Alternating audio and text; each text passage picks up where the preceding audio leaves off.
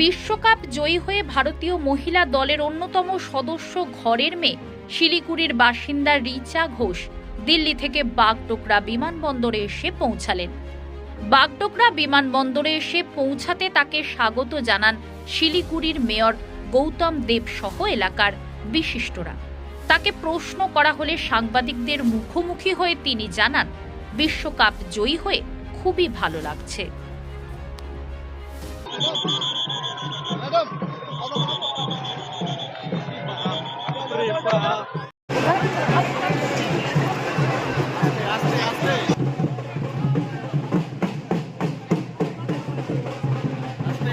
Siliguri Times